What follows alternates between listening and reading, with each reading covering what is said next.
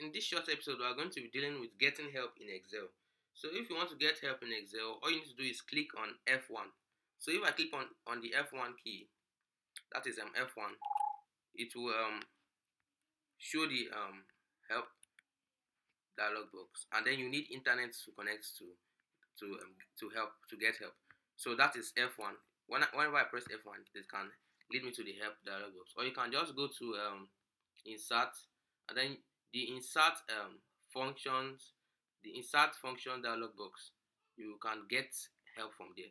So basically, those are two ways of getting help. So when you want to insert a formulas, you can just check the dialog box, and then you can get help from there. So you can also go to the formula tab if you want to insert function. Then to bring up a dialog box, this so as we want to use the average, we can insert the function average, and then you can also decide to show all functions and so on and so forth.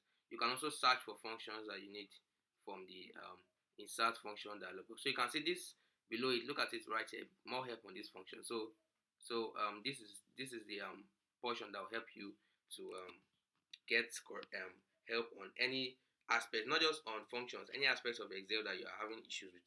So I hope you've enjoyed this episode, and thanks for watching.